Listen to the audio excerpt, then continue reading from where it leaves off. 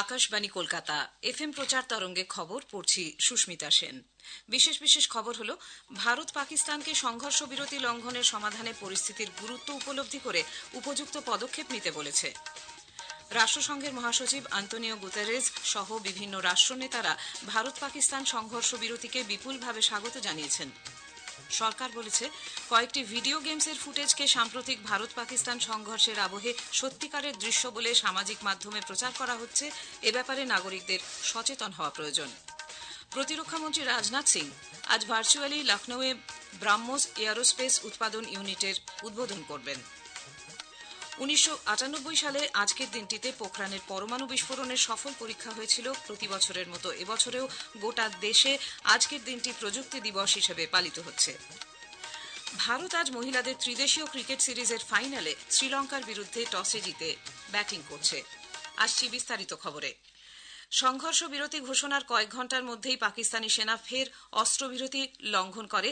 শ্রীনগর, জম্মু, পুঞ্চ, রাজস্থানের বার্মের, শ্রীগঙ্গানগর, হনুমানগড় সহ দেশের একাধিক জায়গায় আকাশে ড্রোন দেখা যায় বলে খবর। ওই স্থানগুলিতে ব্ল্যাকআউট জারি করা হয়। জম্মু কাশ্মীরের মুখ্যমন্ত্রী ওমর আবদুল্লাহ সামাজিক মাধ্যমে তার নিজের হ্যান্ডেল থেকে এক পোস্টে জানান, সংঘর্ষ বিরতি বলবৎ হয়নি, ভারতের আকাশে প্রতিরক্ষা ব্যবস্থাকে সক্রিয় করা হয়েছে। গুজরাতের কচ্ছ জেলায় একাধিক ড্রোন দেখা যায় বলে গুজরাতের স্বরাষ্ট্র প্রতিমন্ত্রী হর্ষ সাংভি এক টুইট বার্তায় জানিয়েছেন। সেখানেও ব্ল্যাকআউট জারি করা হয়।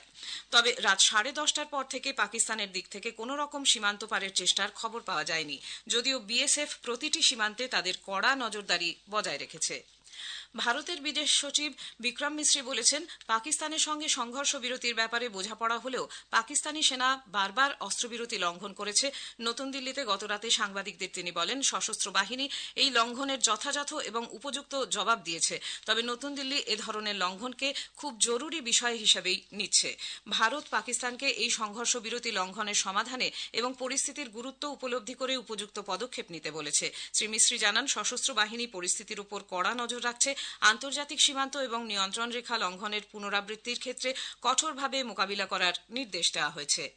भारत और पाकिस्तान के डीजीएमओज के बीच जो पिछले कुछ दिन से चल रही सैन्य कार्रवाई को रोकने का समझौता आज शाम को हुआ था, पिछले कुछ घंटों से इस समझौते का पाकिस्तान की ओर से घोर उल्लंघन हो रहा है। भारतीय सेना जवाबी कार्रवाई कर रही है और इस सीमा अतिक्रमण से निपट रही है। ये अतिक्रमण अत्यंत ही निंदनीय है और पाकिस्तान इनके लिए जिम्मेदार है। हमारा मानना है कि पाकिस्तान इस स्थिति को ठीक से समझे और इस अतिक्रमण को रोकने के लिए तुरंत उचित कार्रवाई करे। सेना ने इस स्थिति पर कड़ी नजर रखी हुई है और उसे किसी भी अतिक्रमण से निपटने के लिए ठोस और सख्त कदम उठाने के लिए आदेश दे दिए गए। পাকিস্তানের সেনাবাহিনীর ছোড়া একটি ক্ষেপণাস্ত্র সম্প্রতি লক্ষ্যচ্যুত হয়ে নিজেদেরই সীমানার মধ্যে একটি গুরুদ্বারায় আছড়ে পড়ে। প্রার্থনার সময় এই ঘটনা ঘটায় বেশ কিছু জন হতাহত হতে পারে বলে মনে করা হচ্ছে। বিস্ফোরণের জেরে স্থানীয় মানুষজনের মধ্যে আতঙ্ক ছড়িয়ে পড়ে। এটি শুধু প্রযুক্তিগত ত্রুটি নয়, এর সঙ্গে জড়িয়ে রয়েছে কূটনৈতিক ও সামাজিক বিপর্যয়জনিত বিষয়ও। 2022 সালে পরীক্ষামূলক উৎক্ষেপণের সময় পাকিস্তানের একটি ক্ষেপণাস্ত্র নিজেদের সীমার মধ্যে কৃষিজমির ওপর ভেঙে পড়ায় প্রচুর ক্ষয়ক্ষতি হয়েছিল। বেশ কয়েকজন গ্রামবাসীও সেই সময় আহত হন। 2024-এও এরকম ঘটনা ঘটে। পাকিস্তানের ফতেহ-1 মিসাইল প্রমাণিত ব্যর্থ প্রকল্প। রাষ্ট্রসংঘের মহাসচিব আন্তোনিও গুতেরেস ভারত ও পাকিস্তানের মধ্যে সংঘর্ষ বিরতিকে স্বাগত জানিয়েছেন। তিনি বলেছেন, দুদেশের মধ্যে উত্তেজনা কমানোর এটি একটি ইতিবাচক পদক্ষেপ। মহাসচিবের মুখপাত্র স্টেফান দুজারিক বলেছেন, গুতেরেস আশা করেন স্থায়ী শান্তির জন্য এই সংঘর্ষ বিরতি বিশেষ অবদান রাখবে এবং দুদেশের মধ্যে দীর্ঘদিনের জটিল সমস্যা সমাধানে অনুকূল পরিবেশ তৈরি করবে। ব্রিটেন ও ভারত পাকিস্তানের মধ্যে সংঘর্ষ বিরতিকে স্বাগত জানিয়েছে। প্রধানমন্ত্রী কিয়ার স্টারমার বলেছেন, ব্রিটেন গত কয়েকদিন ধরে দুদেশের সঙ্গে যোগাযোগ বজায় রেখে চলেছে। গ্রেট ব্রিটেনের বিদেশ সচিব ডেভিড ল্যামি ভারত ও পাকিস্তানের মধ্যে সংঘর্ষ বিরতিকে বিপুলভাবে সমর্থন জানিয়েছেন। তিনি দুদেশকেই শান্তিপূর্ণ আলোচনার মাধ্যমে বিরোধ মিটিয়ে নেওয়ার অনুরোধ করেছেন। ইউরোপীয় ইউনিয়নের বিদেশ বিষয়ক প্রধান কাজা কাল্লাস সংঘর্ষ বিরতির গুরুত্ব তুলে ধরে বলেছেন, যাতে এই পরিস্থিতি বজায় থাকে সেজন্য উভয় পক্ষকেই সতর্ক দৃষ্টি রাখতে হবে। সৌদি আরবের বিদেশ মন্ত্রক থেকে প্রচারিত একটি বার্তায় এ ব্যাপারে আশা ব্যক্ত করে বলা হয়েছে, উপমহাদেশের শান্তি ও নিরাপত্তা বজায় রাখতে উভয় পক্ষকে সংযত থাকতে হবে। ভারত ও পাকিস্তানের মধ্যে সংঘর্ষ বিরতি ঘোষণার পরপরই গতরাতে প্রধানমন্ত্রী নরেন্দ্র মোদী নতুন দিল্লিতে তার বাসভবনে একটি উচ্চ পর্যায়ের বৈঠক করেন। বৈঠকে বিদেশমন্ত্রী ডক্টর এস জয়শঙ্কর, প্রতিরক্ষামন্ত্রী রাজনাথ সিং, জাতীয় নিরাপত্তা উপদেষ্টা অজিত ডোভাল, প্রতিরক্ষা বিভাগের প্রধান এবং 3 বাহিনীর প্রধানরা উপস্থিত ছিলেন। সরকার বলেছে কয়েকটি ভিডিও গেমসের ফুটেজকে সাম্প্রতিক ভারত পাকিস্তান সংঘর্ষের আবহে সত্যিকারের লড়াইয়ের দৃশ্য বলে সামাজিক মাধ্যমে প্রচার করা হচ্ছে। এগুলি দ্রুততার সঙ্গে ছড়িয়ে পড়ে মানুষের মধ্যে নানা ধরনের বিভ্রান্তি সৃষ্টি করছে। এ ব্যাপারে প্রত্যেককে দায়িত্বশীল হতে হবে। বলা হয়েছে কোনো রকম এ ধরনের ফুটেজ পেলে তা প্রেস ইনফরমেশন ব্যুরো বা পিআইবির ফ্যাক্ট চেকে যাচাই করে নেওয়া প্রয়োজন। এ ধরনের কোনো ক্ষতিকর বা বিভ্রান্তিমূলক কন্টেন্ট দেখলে 8799711259 নম্বরে হোয়াটসঅ্যাপ করে অথবা সোশ্যাল মিডিয়া @pib.gov.in এ মেল করার আবেদন জানানো হয়েছে। প্রতিরক্ষামন্ত্রী রাজনাথ সিং আজ ভার্চুয়ালি লখনৌয়ে ব্রাহ্মোস এয়ারস্পেস উৎপাদন ইউনিটের উদ্বোধন করবেন। এই অনুষ্ঠানে উপস্থিত থাকবেন উত্তরপ্রদেশের মুখ্যমন্ত্রী যোগী আদিত্যনাথ। 300 কোটি টাকা ব্যয়ে নির্মিত এই প্রতিরক্ষা উৎপাদন সংক্রান্ত ইউনিটটি উত্তরপ্রদেশের শিল্পক্ষেত্রে উল্লেখযোগ্য অগ্রগতির সূচক বলে মনে করা হচ্ছে। সেই সঙ্গে দেশের প্রতিরক্ষা ক্ষেত্রের আত্মনির্ভরতাকেও এই উদ্যোগ এগিয়ে নিয়ে যাবে। দিল্লি বিমানবন্দরে উড়ানের ওঠানামা স্বাভাবিকভাবেই হচ্ছে। দিল্লি আন্তর্জাতিক বিমানবন্দর লিমিটেড জানিয়েছে, ব্যুরো অব সিভিল অ্যাভিয়েশন অথরিটির নির্দেশ মেনে নিরাপত্তার স্বার্থে মাঝে মধ্যে বিমান চলাচলের সময়সূচির কিছু পরিবর্তন হতে পারে।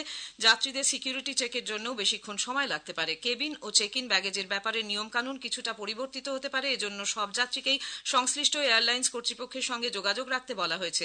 সেই সঙ্গে বিমানবন্দরের ওয়েবসাইটেও উড়ানের পরিবর্তিত সময়সূচি সম্পর্কে অবহিত করা হবে বলে জানানো হয়েছে।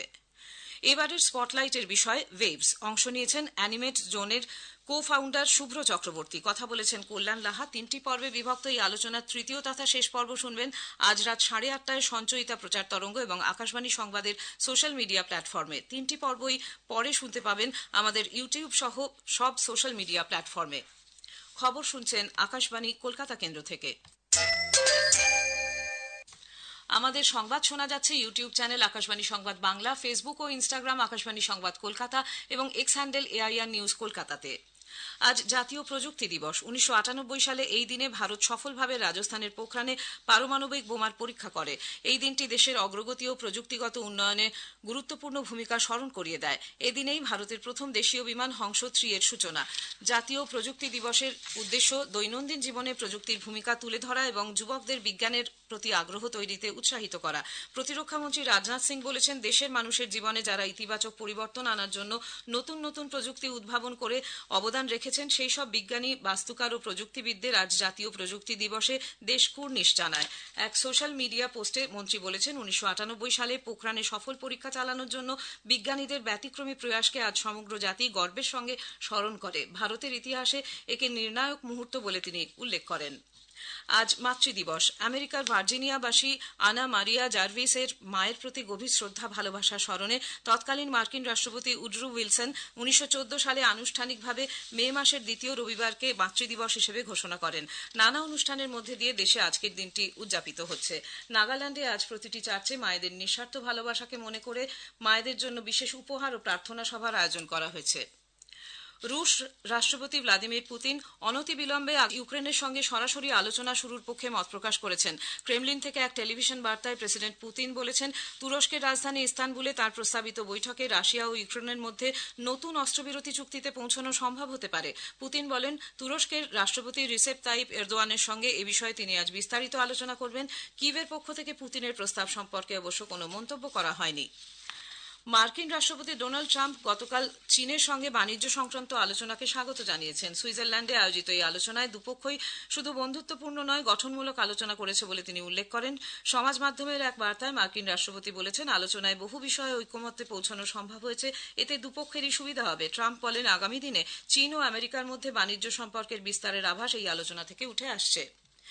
ভারত আজ মহিলাদের ত্রিদেশীয় ক্রিকেট সিরিজের ফাইনালে কলম্বোয় প্রেমাদাসা স্টেডিয়ামে শ্রীলঙ্কার মুখোমুখি হয়েছে।